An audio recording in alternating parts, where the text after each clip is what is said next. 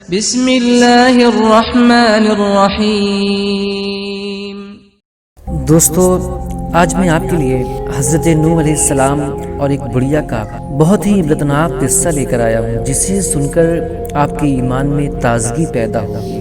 آپ ہمارے ساتھ بنے رہیں اور ویڈیو کو آخر تک ضرور دیکھیں۔ پیارے سامعین، حضرت نوح علیہ السلام کی قوم بڑی بدبخت اور نافرمان بھی تھی۔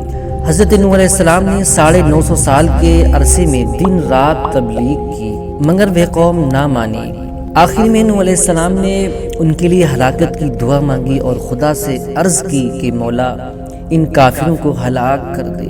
اللہ پاک نے آپ کی دعا قبول کر لی اور حکم دیا کہ اے نوح، میں پانی کا ایک بہت بڑا طوفان لاؤں گا اور ان سب کافروں کو ہلاک کر دوں گا۔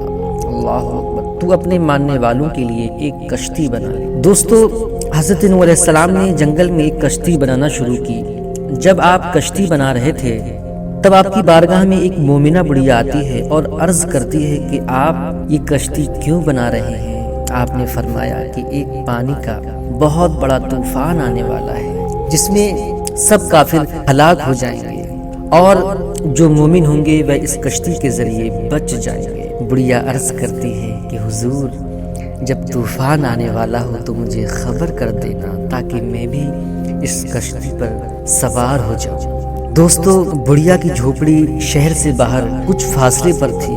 پھر جب طوفان کا وقت آیا تو حضرت نوح علیہ السلام دوسرے لوگوں کو کشتی پر چڑھانے میں مشغول ہو گئے، مگر اس بڑھیا کا خیال نہ آیا۔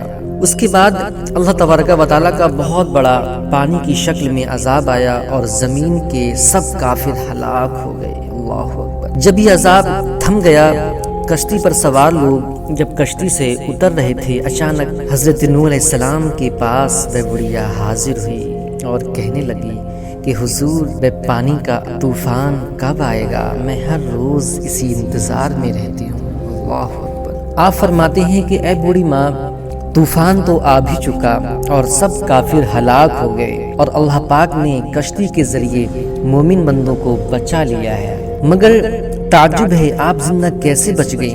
وہ بڑھیا نے مسکراتے ہوئے جواب دیا کہ جس خدا نے آپ کو اس کشتی کے ذریعے بچایا ہے، اسی خدا نے میری ٹوٹی ہوئی جھوپڑی کے ذریعے بچا لیا۔ اللہ اکبر۔ دوستو، آپ لوگ کمنٹ باکس میں سبحان اللہ ضرور لکھیں۔ دوستو، جو خدا کا ہو جائے خدا ہر حال میں اس کی مدد فرماتا ہے۔ اس واقعہ سے ہمیں معلوم ہوا کہ اللہ پاک کی نافرمانی سے اس دنیا میں ہمیں تباہی و بربادی کا سامنا کرنا پڑتا ہے، اور اللہ اور اس کے رسول پر ایمان اور اطاعت سے ہی دونوں جہان میں کامیابی مل سکتی ہے۔ دوستو، ہر انسان کو چاہیے کہ وہ دنیا میں جب اپنی زندگی گزارے تو اللہ اور اس کے رسول کی فرما برداری کرے اور ان کے ہر قول پر عمل کرے۔